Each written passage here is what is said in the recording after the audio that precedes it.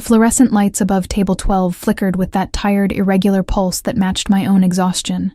I pressed my palm against the cool metal of the serving tray, steadying myself as another wave of dizziness rolled through my skull.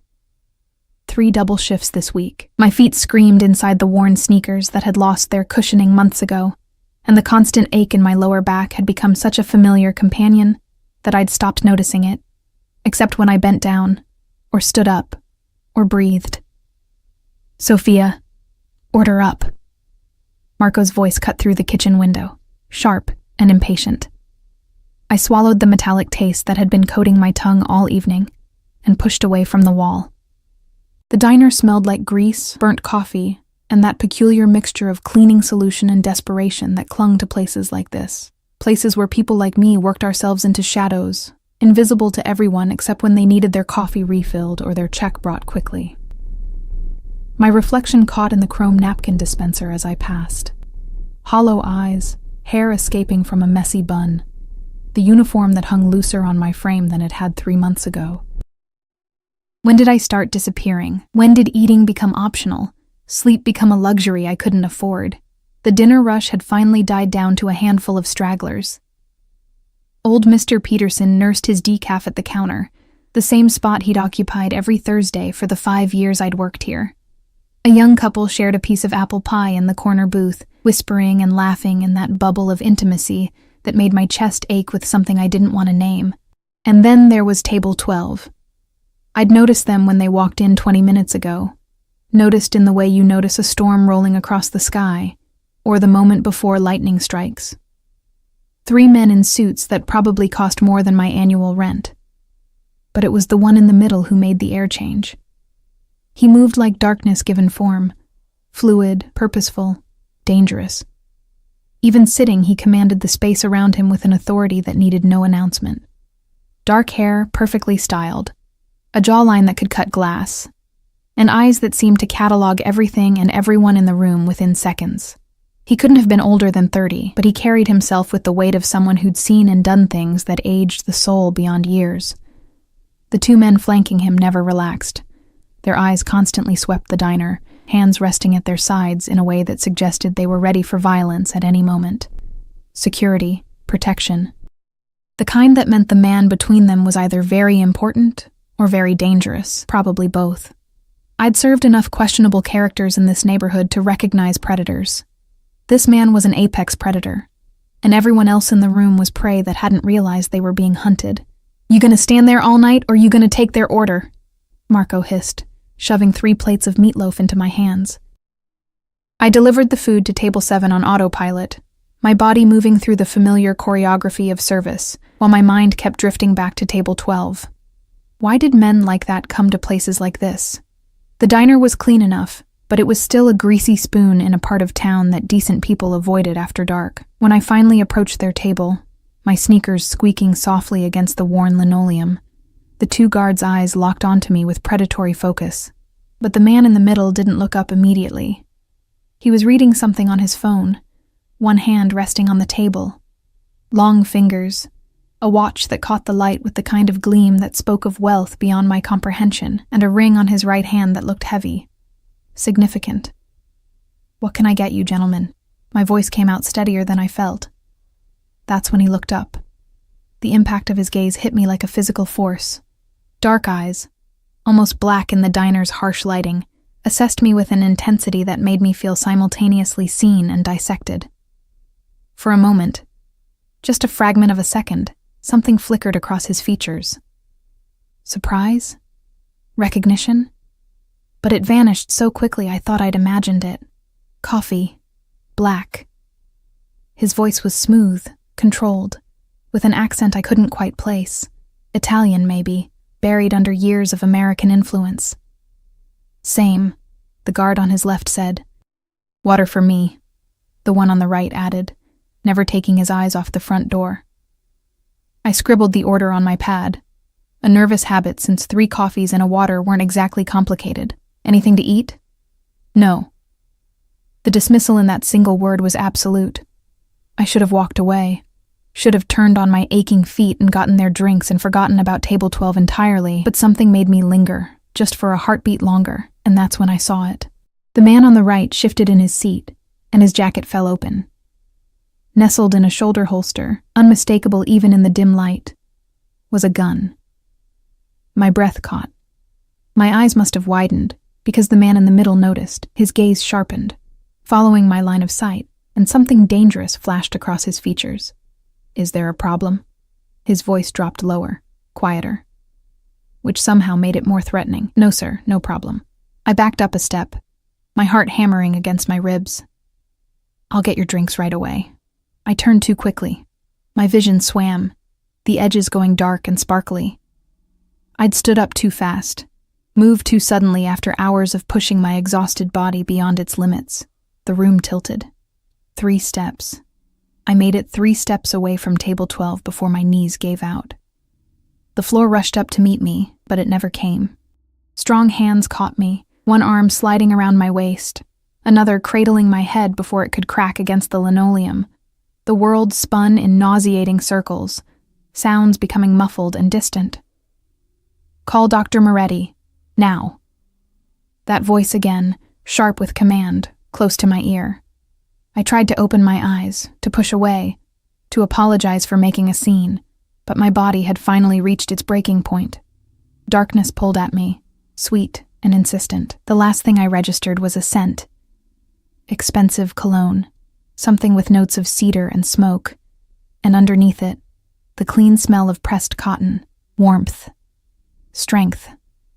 The sensation of being lifted, of being held against a chest that felt solid and real in a way that made my exhausted mind want to surrender completely, and then nothing. Consciousness returned in fragments.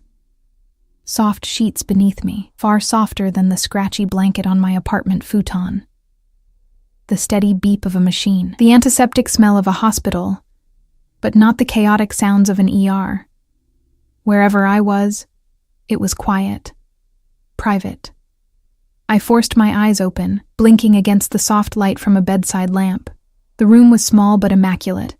Cream-colored walls, expensive-looking furniture, and equipment that beeped steadily, monitoring my vitals. Not a hospital room. At least, not a normal one. My hand felt heavy, warm. I turned my head, every muscle in my neck protesting the movement, and my breath stopped entirely. He was there. The man from table 12, sitting in a chair pulled close to the bed, still wearing that immaculate suit, and his hand. His hand was wrapped around mine, his thumb moving in absent, gentle circles across my knuckles. His eyes were closed, head tilted back against the chair, and in this unguarded moment, I could study him without that intense gaze pinning me in place. High cheekbones, a nose that had been broken at least once, a scar that cut through his left eyebrow, beautiful and brutal in equal measure. I must have made a sound, a gasp, or maybe just a change in my breathing, because his eyes snapped open instantly, that predatory alertness flooding back. "You're awake." He didn't move his hand from mine. If anything, his grip tightened slightly, possessive. "Don't try to sit up yet." "Where?" My voice cracked, throat dry as sand. "Where am I?" "Private medical facility. You collapsed." His thumb continued that maddening circle on my skin. "When was the last time you ate something?" The question caught me off guard. Yesterday? Maybe the day before. When did you last sleep? More than 3 hours?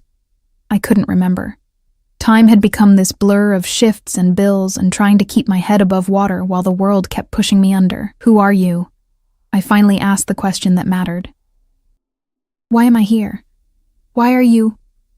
I looked pointedly at our joined hands. He followed my gaze but didn't release me. Instead, something shifted in his expression. Something that might have been amusement, or might have been something darker. "My name is Dante Moretti." He said it like I should recognize it, like those 2 words should mean something, "and you're here because you saved my life." I stared at him, certain I'd heard wrong. What? The man sitting to my right, the one whose weapon you noticed, Dante's jaw tightened almost imperceptibly. He wasn't my security, he was an assassin, planted in my detail 3 days ago. When you looked at his gun, when your eyes widened, I saw it. I realized something was wrong. The room felt too small suddenly, the air too thin. I don't understand. You don't need to understand. His voice carried that same absolute authority I'd heard in the diner. You saw something you weren't supposed to see, and your reaction saved my life. That makes you important. That makes you mine to protect. The possessive weight of that last word hung in the air between us like smoke. I need to go home, I whispered, trying to pull my hand from his. I have a shift tomorrow, and I can't afford. You don't work there anymore. Dante's grip remained firm but not painful. I've taken care of it, and your rent. And the medical bills I'm sure you've been avoiding. Horror flooded through me, hot and sharp. You can't just... I can do whatever I want, Sophia. The way he said my name, like he'd already memorized every syllable, like it belonged to him now, sent a shiver down my spine. And right now, I want you safe. That scene at the diner, the assassin, people saw. Word spreads in my world. Anyone who thinks you might be valuable to me, anyone who thinks you might know something, will come looking for you. Your world? I finally yanked my hand free, ignoring how the loss of his warmth made something in my chest protest. What world? Who are you? Dante Moretti stood, and the movement was so fluid, so controlled, that it reminded me again of a predator. He walked to the window, hands sliding into his pockets, and stared out at a view I couldn't see. I'm the man who's going to keep you alive, Sophia, whether you like it or not. The machine beside my bed beeped faster, monitoring my racing heart. In the reflection of the dark window, I could see his face, cold, beautiful, utterly unreadable. And I realized with growing dread that I hadn't fainted and woken up in a hospital. I'd fainted and woken up in a cage. The next morning arrived with pale sunlight filtering through curtains I didn't recognize, in a room that smelled of lavender and money. I'd spent the night in what Dante called the recovery suite, which was actually larger than my entire apartment, and decorated with the kind of understated elegance that screamed wealth louder than any amount of gold could. A woman in her 50s, with kind eyes and a no-nonsense demeanor, had brought me breakfast on a tray that probably cost more than my weekly paycheck. Mr. Moretti insists you eat everything, she'd said, setting down eggs, fresh fruit, toast, and juice that tasted like it had been squeezed from oranges picked that morning. He's very particular about your recovery. I wanted to argue. Wanted to throw the tray across the room and demand to leave. But my traitorous stomach growled at the sight of real food, and pride seemed like a luxury I couldn't afford when I was lightheaded with hunger. So I ate. Every bite tasted like surrender. Dr. Castellano, a thin man with wire-rimmed glasses who introduced himself as Dante's personal physician, examined me around noon. He asked questions about my eating habits, my work schedule, my stress levels. Each answer I gave made his frown deepen. Severe exhaustion, malnutrition, and the beginning stages of anemia, he pronounced, scribbling notes on an iPad. You're lucky Mr. Moretti was there to catch you. Another few weeks at that pace and you'd have ended up in a real hospital, or worse. I'm fine, I insisted, even though we both knew it was a lie. You will be fine, he corrected, with proper rest, nutrition, and significantly less stress. He paused, studying me with curiosity that felt invasive. Mr. Moretti has asked me to clear my schedule for the next week. You'll have daily checkups until your blood work improves.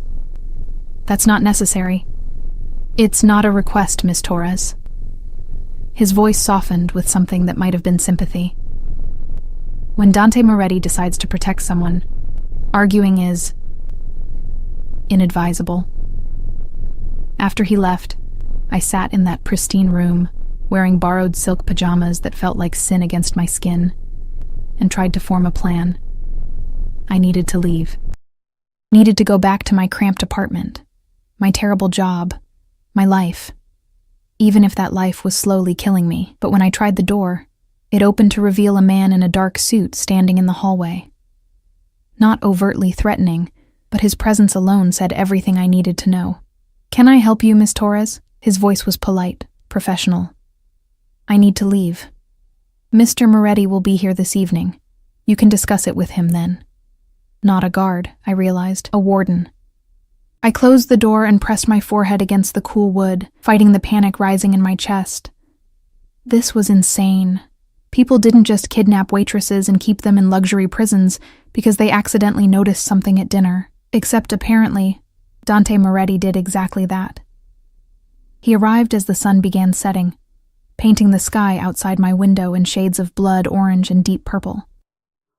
I heard him before I saw him, the subtle shift in the hallway's energy. The way the guard's posture changed from watchful to deferential. The door opened without a knock. Dante Moretti walked in like he owned not just the building, but the air itself. He'd changed from yesterday's suit into something equally expensive, but slightly less formal. Dark slacks, a black button-down with the sleeves rolled to his elbows, revealing forearms corded with lean muscle and marked with scars that told stories I probably didn't want to know. "How are you feeling?" He asked it like he actually cared, closing the door behind him with a soft click that sounded far too final, like a prisoner. I stayed by the window, keeping distance between us. "You can't keep me here." "I can, and I will." He moved to the small sitting area, settling into an armchair with that same fluid grace. "Until I'm certain you're safe." "Safe from what?" "I don't know anything. I saw a gun. So what? Lots of people carry guns." "Not in my presence. Not unless I've authorized it." His eyes tracked every micro-expression on my face. "The man you saw, the assassin. He was sent by the Calabrese family. They've been trying to eliminate me for 6 months." Your reaction exposed him before he could act. The names meant nothing to me, but the weight behind them was unmistakable. "Then thank you for the expensive hospital stay. But I'd like to go home now." "No." The single word landed like a gavel. No explanation, no apology. Just absolute refusal. "You can't just decide. I already have." Dante leaned forward, elbows on his knees, and the movement brought him into the dying sunlight. It caught the sharp planes of his face, making him look carved from marble and shadow. "The Calabrese family doesn't know who you are yet, but they will. They'll find out a waitress noticed something wrong. They'll wonder what else you saw, what you might tell the police, whether you're valuable to me. But I'm not valuable to you. I'm nobody." Something flashed in his eyes, something that made my pulse skip. "That's where you're wrong, Sophia." The way he said my name again, rolling the syllables like a promise or a threat, made heat crawl up my neck. "I don't understand any of this." I wrapped my arms around myself, suddenly cold despite the room's perfect temperature. "I just wanted to work my shift and go home. I didn't ask for any of this. No one asks for their life to change." He stood, and I forced myself not to back away as he crossed the room to me. He moved like smoke, like danger, like something inevitable. "But it changes anyway, and now your life is connected to mine whether you want it to be or not." He stopped just close enough that I could smell that cedar and smoke scent again, could feel the heat radiating from his body. Close enough to be threatening, but not quite touching. My heart hammered so loud I was certain he could hear it. "What do you want from me?" The question came out barely above a whisper. Dante's hand lifted, and I flinched involuntarily. But he didn't touch me, just reached past me to adjust the curtain, blocking the last rays of sunset and plunging us into the room's softer lamplight. "I want you safe. I want you healthy. I want you to stop working yourself to death in that diner." His voice dropped lower, intimate. "And I want you to trust that I won't let anything happen to you." "Trust you? I don't even know you." "You will." It wasn't a prediction. It was a certainty. "You're going to stay here, in my home, under my protection, until the threat is neutralized." "Your home?" I looked around the luxurious suite with new understanding. "This is your house? One of them." He stepped back, giving me space to breathe again. "You'll have everything you need. Clothes, food, entertainment. Dr. Castellano will continue monitoring your health. Maria, the woman who brought your breakfast, will help you with anything you require. Except my freedom." His jaw tightened almost imperceptibly. "Freedom is relative, Sophia. You were free in that diner. Free in your apartment with the broken heat and the landlord who charges too much for too little. Free to work yourself into an early grave while the world ignored you." He paused, letting that sink in. "Here, you're constrained but cared for. Which version of freedom would you prefer? The question felt like a trap, because he wasn't entirely wrong.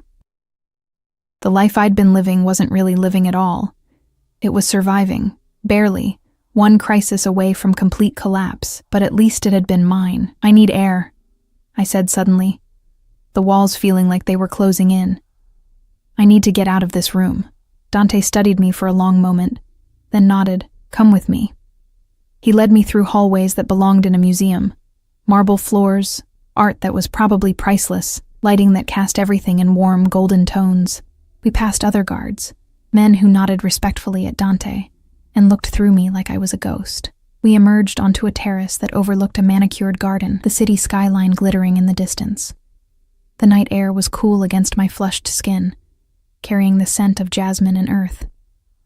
Better? Dante stood beside me at the railing, close but not touching. No. I gripped the stone balustrade until my knuckles went white. Nothing about this is better. You've kidnapped me. Protected you, he corrected. And you're acting like you have the right to control my entire life. I have the power to control it. The right is irrelevant. The casual arrogance of that statement should have made me furious. Instead, it just exhausted me. I felt the weight of the past 24 hours crash down, the bizarre reality of my situation settling into my bones.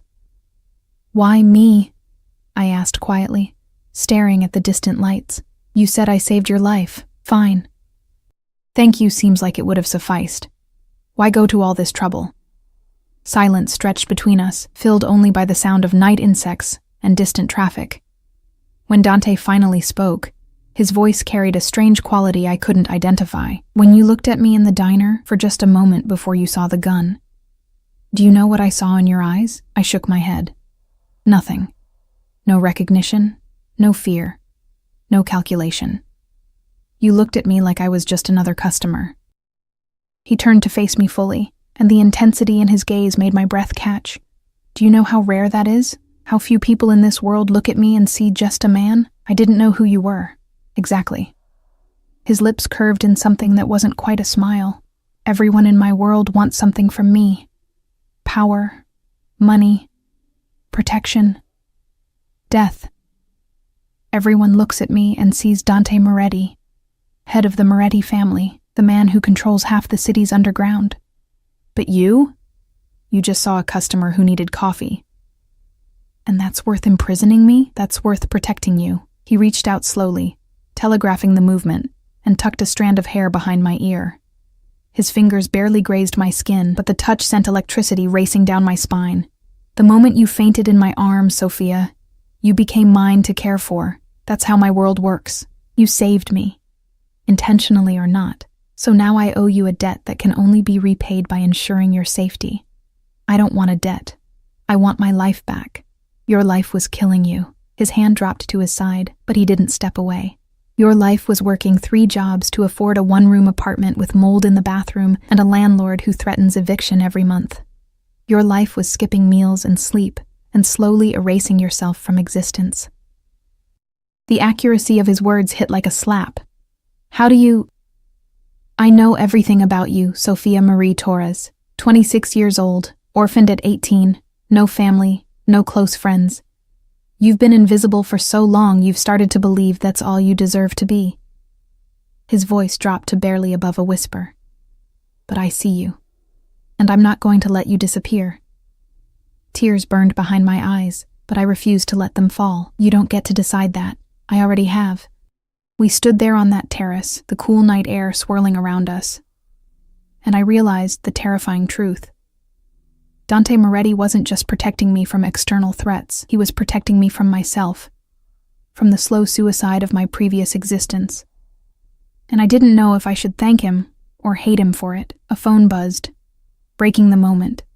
Dante pulled a device from his pocket, glanced at the screen, and his expression hardened into something cold and lethal. What is it? I asked before I could stop myself. The Calabresi family just put a price on your head. He looked at me, and there was something almost apologetic in his eyes. $200,000 for information leading to the waitress who exposed their assassin. The world tilted again, but this time I was ready for it. I gripped the railing harder and forced myself to breathe through the panic. So what happens now? Dante's hand covered mine on the stone, warm and steady and terrifying in its certainty. Now I make it very clear that anyone who touches you will answer to me. And in my world, Sophia, that's a death sentence they won't survive. The promise in his voice should have reassured me. Instead, it felt like another chain snapping into place, binding me to this beautiful, dangerous man, whether I wanted it or not. 3 days passed in a strange suspension of reality, days where I existed in Dante's world without being part of it, a ghost haunting marble hallways and silk sheets, eating food prepared by invisible hands, watching the guards change shifts outside my door with military precision. Maria brought me clothes that actually fit, designer labels I'd only seen in magazine advertisements worn by women who looked nothing like me. She chatted while organizing the walk-in closet that had mysteriously appeared attached to my suite, talking about weather and recipes and her grandchildren, carefully avoiding any mention of why I was here or who was keeping me. Dr. Castellano came daily, checking vitals and nodding with satisfaction as my blood work slowly improved. "Color's returning to your face," he'd said that morning. "Keep eating like this, and you'll be healthy in no time, healthy." As if physical wellness could compensate for the cage, no matter how gilded, Dante himself appeared sporadically. Late evenings mostly, when he'd knock once and enter without waiting for permission. He never stayed long, just checked on me with that intense gaze that felt like being X-rayed, asked if I needed anything, and left before I could formulate the right questions. But I felt his presence everywhere. In the books that appeared on the nightstand, all titles I'd mentioned loving years ago. In the specific brand of tea that showed up at breakfast, the one my mother used to make, in the classical music that played softly through hidden speakers, pieces I'd hummed while working at the diner without realizing anyone was listening. He was learning me, studying me, and that terrified me more than any threat from mysterious crime families. On the 4th morning, I woke to voices outside my door. Sharp, urgent, male. I pressed my ear against the wood, heart racing. Not safe here anymore. The Calabresi family knows the general location. They're circling closer. That was Marco, one of Dante's senior guards. "We need to move her to the compound upstate." "No." Dante's voice, cold and absolute. "I'm not hiding her away like she's guilty of something. She stays where I can see her. Boss, with all respect." I said no, Marco. "Double the perimeter security. I want men on every entrance, cameras monitoring every angle, and background checks on anyone who comes within a mile of this property." A pause. "And bring in Luca. It's time we send a message to the Calabresi family about what happens when they threaten what's mine." "What's mine?" I stepped back from the door, wrapping my arms around myself. The possessiveness in those words should have made me angry. Instead, it made something low in my stomach tighten with an emotion I didn't want to examine. An hour later, Maria knocked and entered with her usual bright smile. "Mr. Moretti would like you to join him for lunch. Nothing formal, just the two of you in the garden." "I can refuse, right?" Her smile faltered slightly. "You can. But he's been concerned. He'd appreciate seeing you eat a proper meal." Concerned. As if he hadn't orchestrated my entire imprisonment. But curiosity won over defiance. I let Maria help me into a soft blue sundress that made me look less like a prisoner and more like a guest, then followed her through the labyrinth of hallways to French doors that opened onto the garden I'd only glimpsed from the terrace. Dante sat at a wrought iron table beneath an pergola, heavy with climbing roses. He'd shed his jacket, working in just dark slacks and a white shirt with the sleeves rolled up, papers spread across the table beside an untouched plate of food. He looked up when I approached, and something in his expression shifted. Softened, maybe. Though calling anything about Dante Moretti soft seemed wrong. "Sophia." He stood immediately, pulling out a chair for me with an old-world courtesy that felt at odds with everything else about him. "Thank you for joining me. Did I have a choice?" I sat, hyper-aware of how close he was as he pushed the chair in. "Always." He returned to his own seat, those dark eyes never leaving my face. "You always have choices here. They just might not be the ones you want." A woman I didn't recognize brought out covered dishes, pasta with fresh vegetables, grilled chicken, salad that looked like it had been harvested that morning. My stomach growled audibly, betraying me. Dante's lips quirked. Please, eat. We sat in strange silence while I filled my plate, hyper-conscious of his gaze tracking every movement. The food tasted incredible, each bite a reminder of how long I'd survived on ramen and whatever expired items Marco let me take from the diner. You're staring, I finally said, unable to take the intensity anymore. I'm observing. There's a difference. Observing what? The way color comes back to your face when you eat. The way you've stopped looking at the exits every few seconds, calculating escape routes. He leaned back in his chair, wine glass dangling from long fingers. The way you're starting to relax, even if you don't want to admit it. I'm not relaxing. I'm adapting. There's a difference. He smiled then, a real smile that transformed his face from coldly beautiful to something dangerously compelling. Touché. I took a sip of water, trying to ignore the flutter in my chest. Can I ask you something? Always. Why are you really doing this, and don't give me that debt repayment excuse? Men like you don't upend their lives over a waitress noticing something at dinner. Dante set down his wine glass, his expression becoming unreadable again. Men like me? Dangerous men. Powerful men. Men who have people killed with a phone call and think nothing of it. Is that what you think I am? Isn't it? He didn't answer immediately. Instead, he stood and walked to the roses, reaching out to touch a blood-red bloom with surprising gentleness. When he spoke, his voice carried a weight that made my breath catch. My father built an empire on fear and violence. He taught me that power was the only thing worth having, that weakness was a disease that needed to be cut out before it spread. He turned back to face me, and there was something almost vulnerable in his expression. I was 8 years old the first time I watched him kill a man. 12, when he made me pull the trigger myself. Horror crawled up my spine. Dante, I tell you this because you asked for truth, Sophia. And the truth is, yes, I'm dangerous. Yes, I've done things that would make you run screaming if you knew the details, but I'm also tired. He moved back toward the table, each step deliberate. I'm tired of a world where everyone wants something from me, where every interaction is a negotiation or a threat, where the only thing I can trust is power. He stopped in front of my chair, looking down at me with an intensity that stole my breath, and then you collapsed in my arms. This woman who'd worked herself nearly to death just to survive, who looked at me like I was just another person, who saved my life without even knowing it. His hand lifted, fingers ghosting along my jawline without quite touching. You're real, Sophia. In a world of masks and manipulation, you're unflinchingly, impossibly real, and I'm selfish enough to want to keep that close. My heart hammered against my ribs. That's not fair. No, he agreed, his thumb finally making contact with my skin, tracing the curve of my cheek. It's not. But nothing about my world is fair. And right now, keeping you safe, keeping you here, is the only thing that makes sense. I should have pulled away. Should have told him that pretty words didn't excuse imprisonment, that vulnerability didn't justify control. But his touch was so gentle, so at odds with everything I knew about him, that I found myself frozen. What if I asked you to let me go? I whispered. I'd say no. His honesty was brutal, but I'd also ask you where you'd go, Sophia. Back to the diner that doesn't exist anymore? The apartment you couldn't afford? The life that was slowly erasing you? At least it was my life. Was it? Or were you just existing, waiting for something to change because you were too exhausted to change it yourself? The accusation hit too close to home.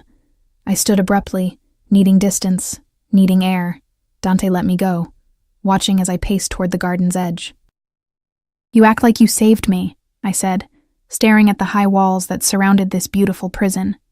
But maybe I didn't need saving. Maybe I just needed time, or a break, or you needed someone to see you.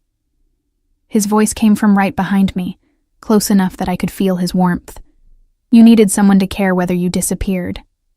And I do, Sophia, more than I should. More than is probably safe for either of us. I turned to face him, and the look in his eyes made my knees weak. There was hunger there, yes, but also something that looked almost like longing. This is insane, I breathed. Probably. He stepped closer, crowding me against the garden wall, his hands coming to rest on either side of my head.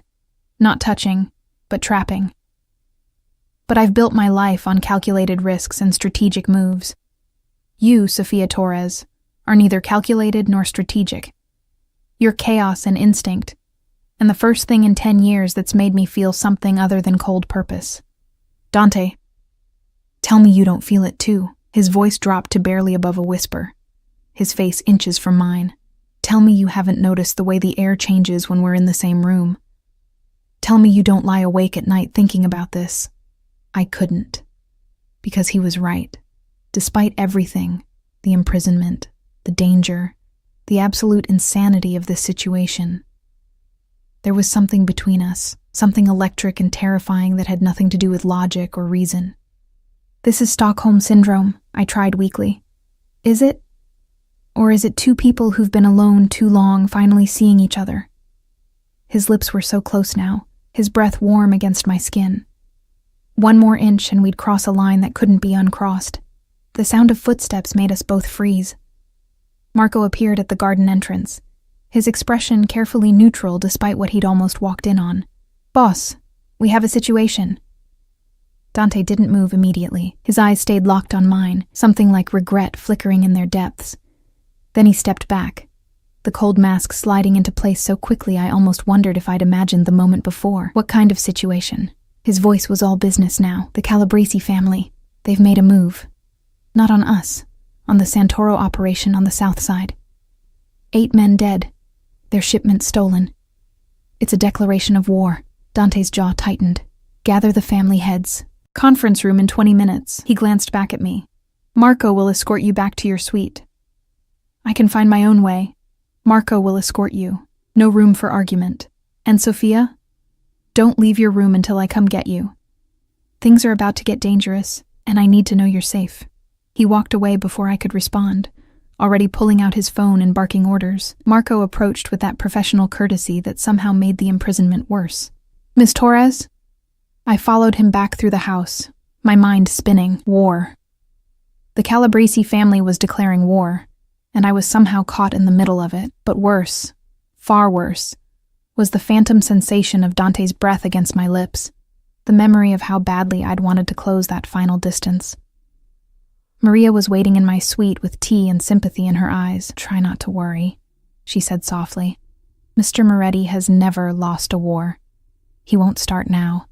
But as I sat in that luxurious cage, listening to the house come alive with urgent movement and low voices, I realized the war I should be worried about wasn't the one with the Calabresi family. It was the one raging inside me, between self-preservation and the terrifying pull toward a man who'd trapped me in silk and called it salvation. The house transformed overnight.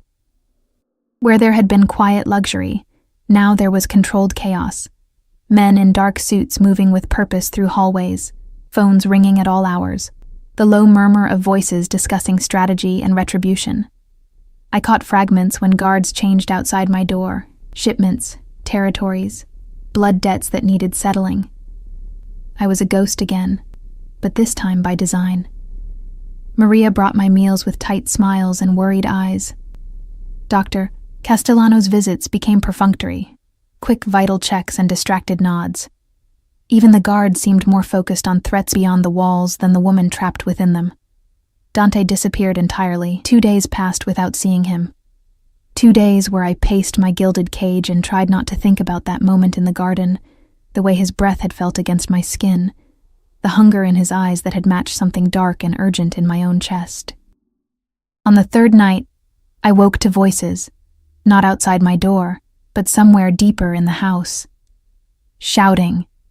The sharp crack of something breaking. My heart hammered as I slipped from bed, pressing my ear against the door. Nothing. I shouldn't have opened it, shouldn't have stepped into the darkened hallway wearing nothing but silk pajamas and curiosity. But the guard who was usually posted had vanished, and the pull toward those distant voices was stronger than self-preservation. The house felt different at night, shadows stretching longer, the artwork on the walls seeming to watch my passage. I followed the sound to a wing I'd never explored, down a staircase that led to heavy wooden doors. Light spilled from underneath. Voices rose and fell in cadences that spoke of argument, of barely controlled violence. I shouldn't have pushed the door open, shouldn't have looked, but I did. The room was some kind of office, dark wood paneling, expensive furniture, and walls lined with screens showing security feeds. A dozen men stood in various positions, all focused on the head of the table where Dante sat, still wearing the suit from however many hours ago, sleeves rolled up and tie discarded. He looked exhausted, dangerous, beautiful in the way natural disasters were beautiful, terrible and compelling and utterly devastating. "Don't care what it costs," he was saying, voice like gravel and smoke. "The Calabrese family drew first blood. We respond with overwhelming force. I want every operation they have in this city shut down by the end of the week, their suppliers cut off, their distribution networks destroyed, their protection money stopped." "Boss," one of the men interrupted carefully, "that's going to mean civilian casualties. Innocent people caught in the crossfire." Dante's expression didn't change. "Then make sure our people are careful. But I will not show weakness because they've decided to escalate. The Santoro family was under our protection, and 8 of their men are dead because the Calabrese thought they could move against us without consequences." "What about the girl?" Another voice, one I didn't recognize. "The waitress. Word on the street is that the Calabrese family thinks she's your weakness. That you've gone soft over some nobody who—" The sound of Dante's fist hitting the table was like a gunshot. Every man in the room froze. "Her name," Dante said with lethal quiet, "is Sophia. And anyone who refers to her as anything less than a person under my personal protection will find themselves answering to me directly. Is that understood?" Murmured agreements rippled through the room. "The Calabrese family thinks she's leverage against me. Let them think it. Let them focus their attention on finding her while we dismantle everything they've built."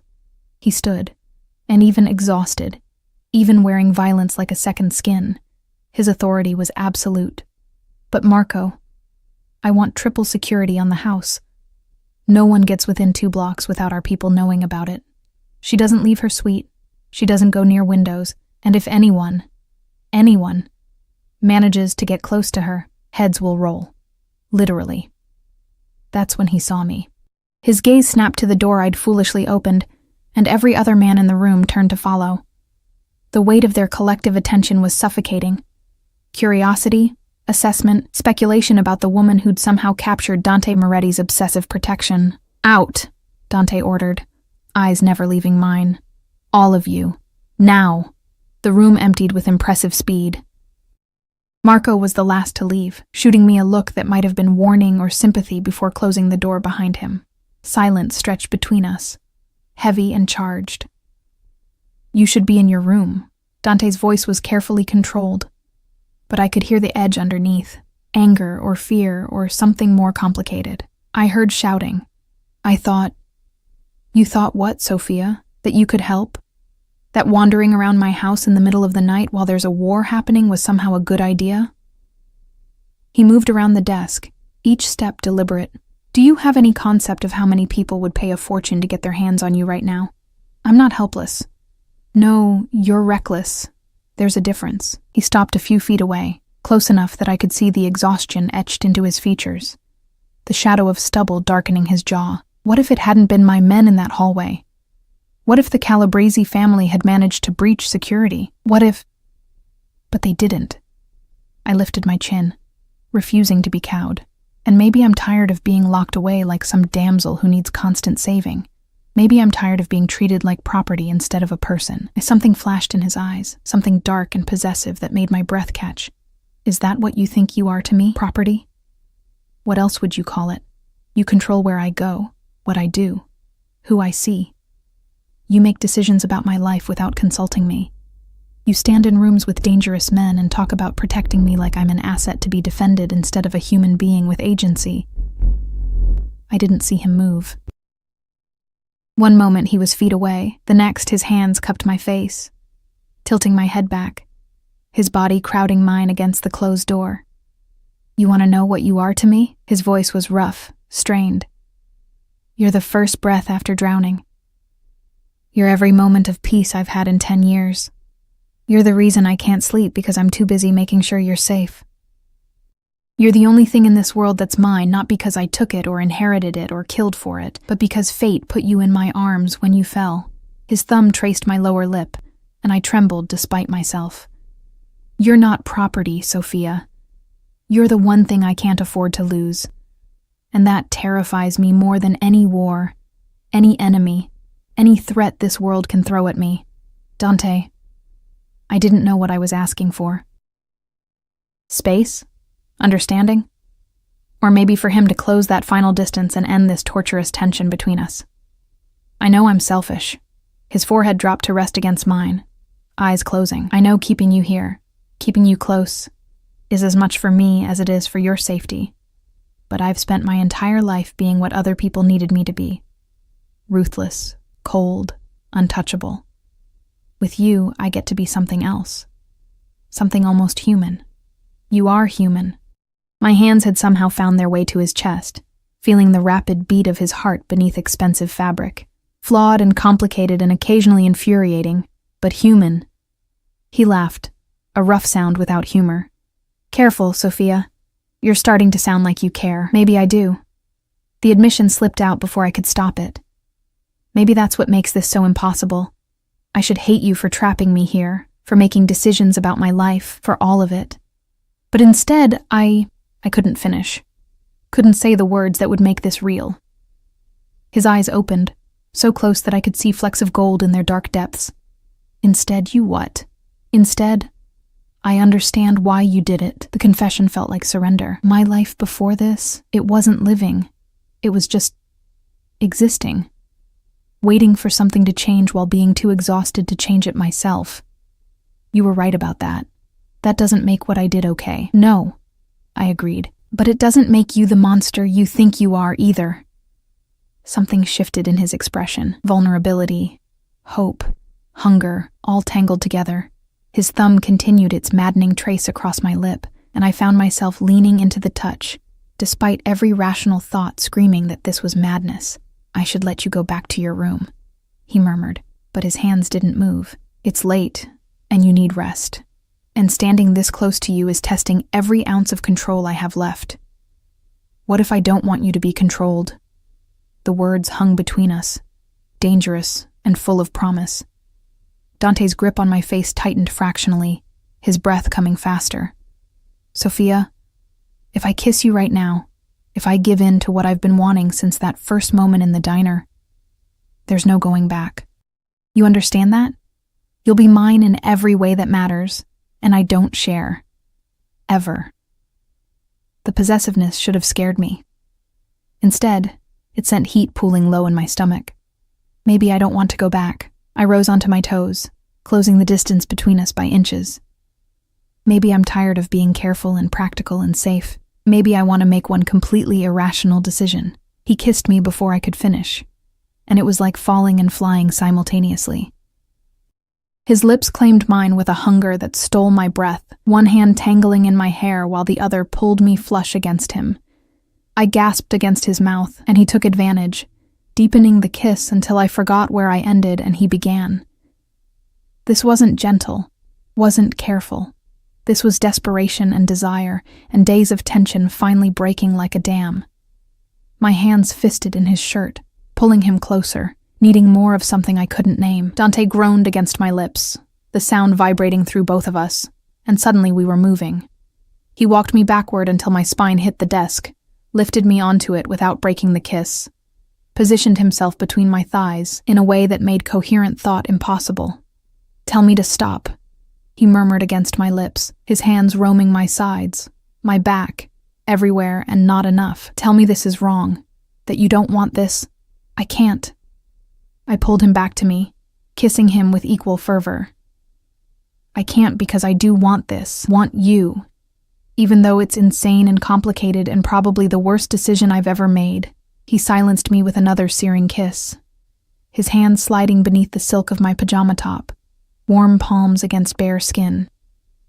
I arched into the touch, a sound escaping my throat that was half gasp, half plea. Mine. He breathed against my neck, lips tracing fire down my throat. Say it, Sophia. Say you're mine. I should have protested. Should have argued that people didn't belong to other people. That this possessiveness was unhealthy. That we were moving too fast.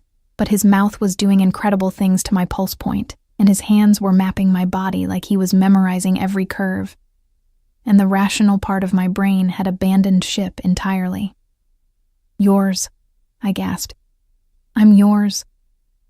The word seemed to break something in him. He captured my mouth again, the kiss turning almost savage, and I met him with equal intensity, my legs wrapped around his waist, pulling him impossibly closer, and he groaned my name like a prayer or a curse. A sharp knock on the door made us both freeze. Boss, we have a situation. Marco's voice, apologetic but urgent. The Calabrese family just hit one of our warehouses on the east side. 3 men down, merchandise stolen, reality crashed back in waves.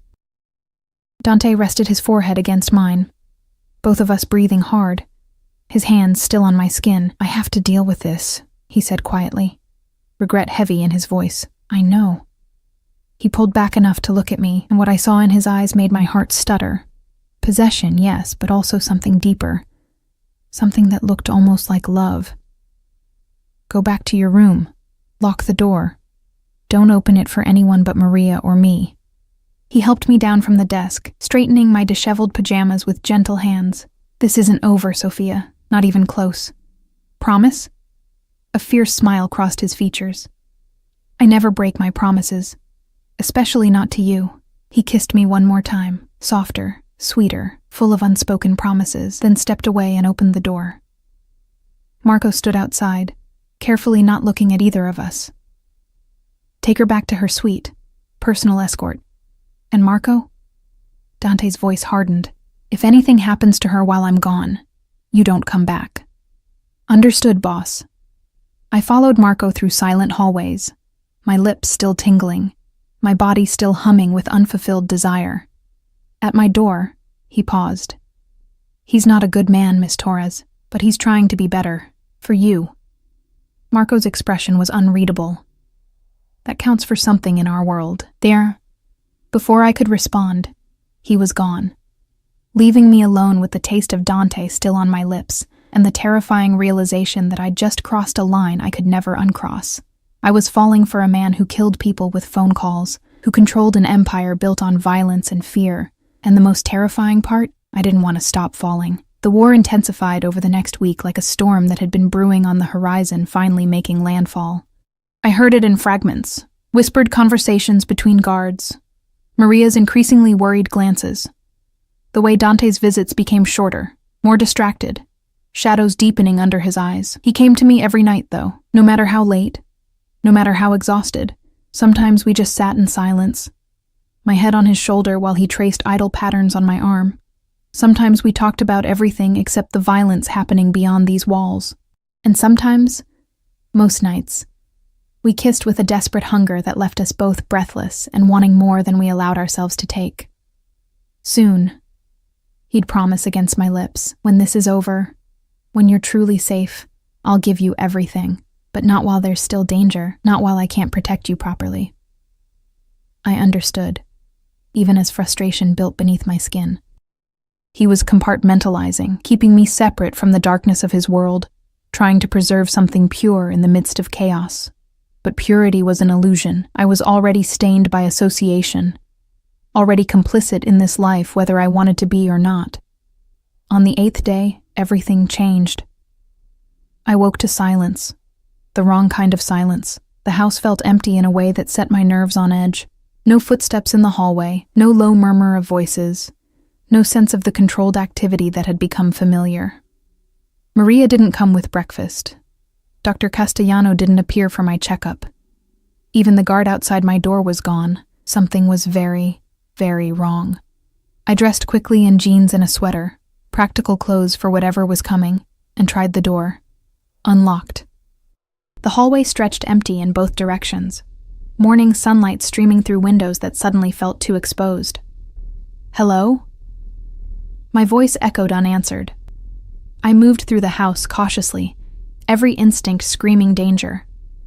The main floor was deserted, dishes still on the dining table from breakfast that had been interrupted. A phone lay abandoned on the marble floor. Screen cracked. Then I heard it. A sound from the garden. Voices. One I recognized. I ran. The garden doors stood open, and the scene that greeted me stopped my heart. Dante knelt in the grass, hands bound behind his back, blood running from a cut above his eye. 3 men in dark suits surrounded him, guns drawn. And standing over him with a smile that made my blood run cold was a man I'd never seen before, older, silver-haired, with eyes like chips of ice. Ah, there she is. The silver-haired man's smile widened. The infamous Sofia Torres, the waitress who brought down an empire. "Run!" Dante said through gritted teeth, not looking at me. "Sofia, run!" One of the guards hit him in the ribs, and I gasped as Dante doubled over. "Don't." The word came out stronger than I felt. "Don't touch him." Or what? The older man laughed. "You'll save him again? I'm Antonio Calabrese, my dear, and you've caused me considerable trouble." The name hit like ice water. The enemy, the man who'd declared war, who'd put a price on my head, who'd been hunting me for weeks. "I didn't mean to cause trouble," I said carefully, moving slowly into the garden. "I was just working. I didn't know. Didn't know you'd expose our assassin. Didn't know you'd save the life of our greatest enemy." Antonio circled Dante like a predator. "Or perhaps you didn't know that Dante Moretti would become so obsessed with protecting you that he'd make mistakes, that he'd pull men from critical positions to guard a worthless waitress, that he'd expose weaknesses we've spent years trying to find." "She has nothing to do with this," Dante growled. "Your fight is with me, Antonio. Let her go." "Let her go." Antonio laughed again, the sound devoid of humor. "She's the only reason you're still alive, Dante. I could put a bullet in your head right now, but where's the fun in that? No, I think I'll take something from you first.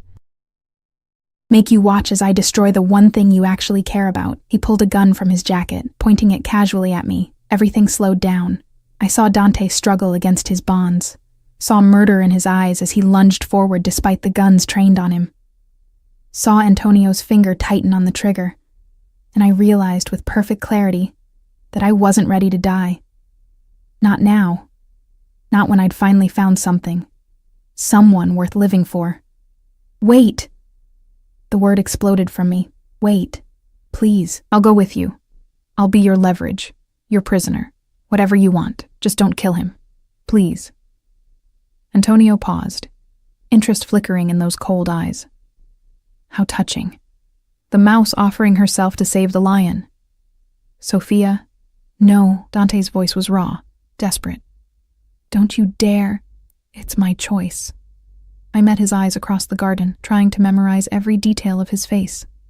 "You've been making decisions for me since we met. Let me make this one." How noble. Antonio lowered the gun slightly. "But I'm afraid it's not that simple. You see, killing Dante quickly would be mercy, but making him live knowing he failed to protect you, watching you suffer because of his weakness, that's poetry." The gun swung back toward me and I closed my eyes. The gunshot was deafening, but I didn't feel anything. No pain, no impact. I opened my eyes to chaos. Antonio stumbling backward, clutching his shoulder where blood bloomed across his expensive suit. Men in dark clothes poured from every entrance to the garden, moving with military precision. And standing at the garden gate, still holding the smoking gun, was Marco. "Sorry we're late, boss." He moved forward, flanking guards securing the Calabrese men with brutal efficiency. Had to make sure we got all of them before moving in. It had been a trap. The entire thing, a trap. Dante was on his feet immediately, bonds apparently not as secure as they'd appeared. He crossed the garden in 3 strides and pulled me into his arms so hard it drove the breath from my lungs. "You stupid, brave, impossible woman," he muttered against my hair, hands running over me as if checking for injuries. "You were supposed to stay in your room. You were supposed to be safe. The house was empty. By design. We knew they'd make a move, knew they'd use me to draw you out." He pulled back enough to look at me, and his eyes were wild. "But I never thought you'd actually offer yourself. Never thought you'd be willing to die for me." You were willing to die for me, I pointed out shakily. That's different. How? How is it different? He didn't answer, just kissed me with a desperation that spoke of fear and relief and possession all tangled together. I kissed him back with equal fervor, not caring about the audience, not caring about anything except the fact that we were both alive. When we finally broke apart, Antonio was on his knees, surrounded by guards. Dante turned to face him, one arm still wrapped protectively around my waist. You made a mistake, Antonio. Dante's voice was cold, lethal. You came into my home. You threatened what's mine, and for that, there's only one consequence. Wait. Antonio's confidence had evaporated, replaced by naked fear. We can negotiate. Find a compromise. The time for negotiation ended when you pointed a gun at her. Dante nodded to Marco. Make it clean, and send what's left back to his family as a message. Anyone who touches Sofia Torres answers to me personally. Guards dragged Antonio away, his protests fading into the distance. I should have been horrified, should have been disgusted by the casual order of execution, by the violence underlying every word. But all I felt was relief and something darker, satisfaction that the man who'd tried to hurt us would never threaten anyone again. Am I a terrible person? I asked quietly, for not feeling bad about what's going to happen to him. Dante turned me to face him fully, hands cupping my face with infinite gentleness. You're human. You're allowed to want the people who threaten you to face consequences. Is it over? The war? It will be. The Calabrese family just lost their head. The other families will fall in line once they understand the price of defying me. His thumb traced my cheekbone. And then, Sofia Torres, we need to have a very serious conversation about you offering to sacrifice yourself. You would have done the same, yes, and it would have destroyed you. Don't you understand that? His voice cracked slightly. Losing you would end me in ways that no bullet or blade ever could.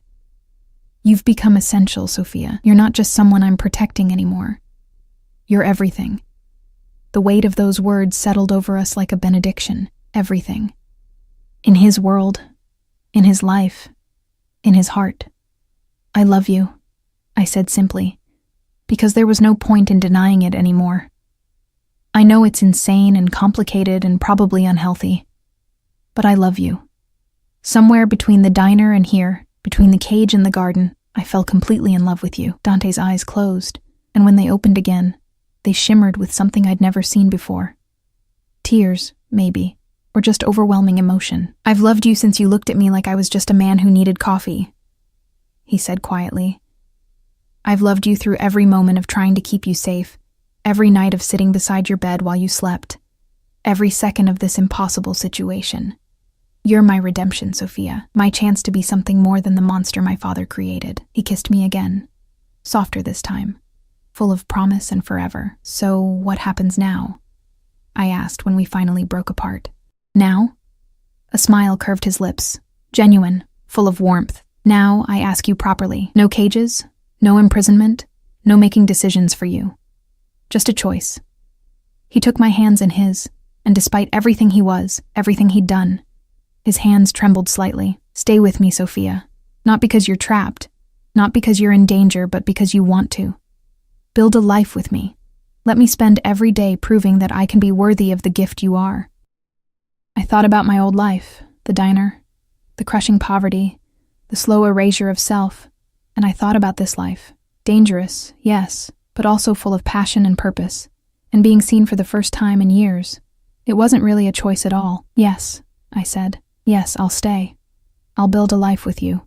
But Dante? I lifted my chin, meeting his eyes with steel in my own. I'm not going to be some delicate thing you keep locked away. If I'm yours, then you're mine too. That means partnership, not protection. Equals, not captive and captor. His smile widened, fierce and proud. I wouldn't have it any other way. 6 months later, I stood in the same garden where everything had almost ended, watching the sun set in shades of amber and rose. The house was full again, but this time with celebration. A gathering of families, of allies, of the strange world I'd become part of. Maria bustled past with trays of food, grinning at me. Dr. Castellano raised a glass in salute from across the lawn. Even Marco smiled, a rare expression that softened his usually stern features. And Dante. Dante stood beside me, one arm around my waist, looking at me like I'd hung the stars. "Happy?" he asked quietly. I thought about everything that had led us here. The collapse, the cage, the war, the fear and the fighting and the impossible journey from Waitress to... What? Mafia wife felt too simple. Partner to a dangerous man felt more accurate. "Yes," I said honestly. "Complicated and messy and sometimes terrifying, but yes, happy." He pulled me closer, pressing a kiss to my temple. "I'm going to spend the rest of my life making sure you stay that way. That's a long time. Not nearly long enough." The sun finished its descent, painting the sky in darkness. But standing there in Dante's arms, surrounded by the life we'd built from chaos and violence and impossible odds, I wasn't afraid of the dark anymore. Because I'd learned that sometimes the most dangerous men carried the most gentle hearts. Sometimes cages became sanctuaries. And sometimes love grew, not despite the darkness, but because of it, transforming two broken people into something whole. I'd been a waitress who'd saved a man without meaning to. Now I was a woman who'd chosen to stay, to fight, to love with everything I had. And in Dante's world, our world, that made all the difference.